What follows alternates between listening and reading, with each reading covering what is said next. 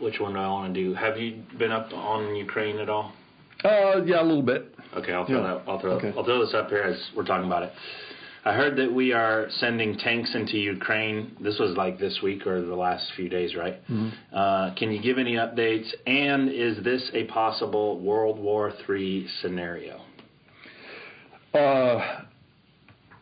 Not only are we sending tanks into Ukraine, the Germans are sending tanks into Ukraine. I saw that. What's the deal with the Germans doing that? Well, originally, obviously, we want NATO to step up and start supplying supplies to Ukraine, and so having the Germans do that is significant. In that NATO hasn't really been stepping up and doing that kind of stuff. The other thing. So it's a statement. Yeah, it's a statement. The other thing that you have is a week ago they said no. Germany? Yeah, Germany said no, we're not going to do that. And now all of a sudden they've changed. One of the things that started happening when that was taking place is you started getting these messages out of Russia that if you do that, you're escalating the situation, and they've threatened nuclear war 3 different times now. Right. Yeah. The last one about 7 hours ago. I just looked it up. And so, as far as whether or not Putin will actually do that, that's debatable. And there's a good chance that it's nothing but rhetoric, and he's just trying to, keep it from happening because of the cost of the war in Ukraine as far as men and materiel and stuff. But, you got nuclear weapons and you keep talking about using them. That's dangerous. Yeah. And especially the pride thing where you back yourself into a corner. Yeah, and they're backing themselves into a corner, and they're taking this as an escalation and as a threat against Russia. Obviously, it's not a threat against Russia; it's a threat against Russians in Ukraine. And so, they're taking it to the umpteenth level to try to keep it from happening. Again, because it's costing them. The invasion is costing them. There's some other things that are going on. I haven't chased this down lately, but within the last year, I heard that Putin has some health issues, and there's a chance that the man is dying. And you get a guy who's in a position like that, it's like, why would he care? Yeah, what do you got to lose? Yeah, what do you got to lose? And then there's the whole issue of use it or lose it. And we got a couple of situations with both Russia and China where demographically and politically and geopolitically they put themselves into corners, and there's a good chance that they're going to have some real problems in their country and with their country as far as prosperity and that kind of stuff if they don't do something. So,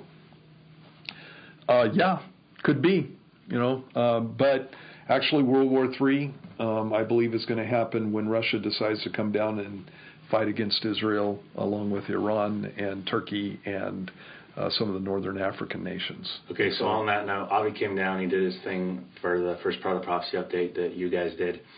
What was amazing to me about that, because I've been following this for many years, is that in the story in the event in Ezekiel, they come down, it says, for a loot. Mm-hmm. Now, we all know from the last year or two, unless you've been hiding under a rock, that the major chip Russia has over Europe is energy. Right. It's part of their economy, and also it's one of the chips they have in the game of foreign policy to be able to call their bluff and say, okay, we're turning off the switch. Right. Okay. Now you have Israel. Specifically natural gas. And it's specifically natural gas. Right. And now you have Israel, who has one of the biggest natural gas reserves on the planet. And according to Avi... Right off their coast. Right off their coast, and they're developing this. Uh-huh. And I can't remember what he said. I think it was 1 or 2 years, and it's going to be operational. Right. So now you have Russia pinned in this weird foreign policy corner. I specifically asked Avi, and he said, yeah, they have the pipe laid. Right. So it's like just a matter of hooking it all up, basically. So all that to say that we spent all this time talking about what is it, how could it be. It's like we're in a scenario now where that is a direct threat to the Russian economy, towards their foreign policy.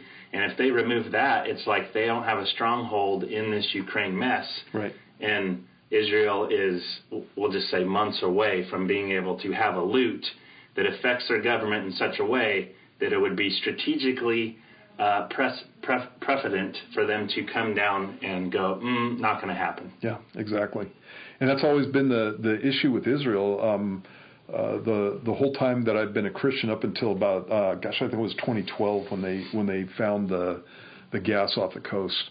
The whole time that I've been a Christian, I'm reading the passage in Ezekiel 38 that talks about them coming down for loot. And you look at Israel and there's no loot there. They got some fruit, and they cut diamonds, and they have makeup that they get from the Dead Sea, and so it's not there's not a they got some technical stuff going on, but it's not something that you would invade a nation for, and then all of a sudden they've got all these gas reserves. Within they found the gas reserves, and within 3 months after Egypt cut them off from natural gas, Egypt at the time had done that. Within 3 months, they had their own gas. Yeah. And God just supplied it for them. And now they are a supplier to Egypt of natural gas. And so, that whole thing is, again, a big fat deal. There's situations also with Turkey. Turkey wants in on this whole thing. And so the way that the pipeline is being planned is that it goes up to Cyprus and then runs across the Mediterranean over to Greece, and then into Italy, and then up into mainland Europe.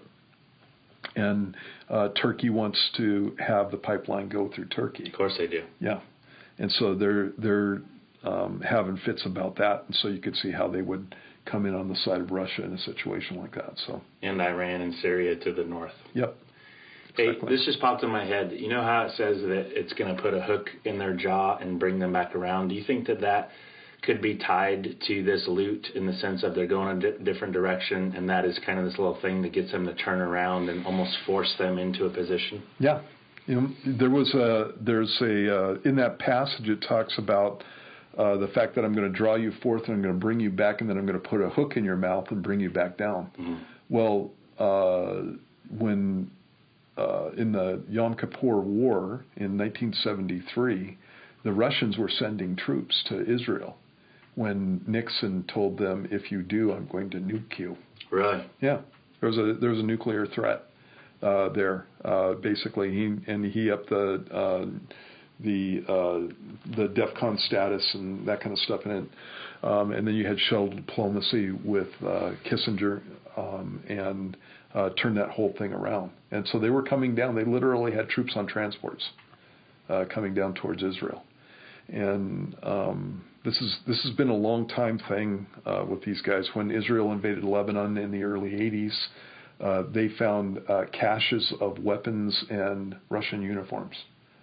And it was because, again, Russia was looking at coming into Israel. And I don't know what the motivation was at that point. In 73, it was to bolster the Arab attacks. But in the 80s, I don't know what the motivation was. But they've had this thing with Israel forever. And so God turned them back around, and then the Bible says they're going to put a hook in their jaw and bring them forth. And so this might be the hook in the jaw.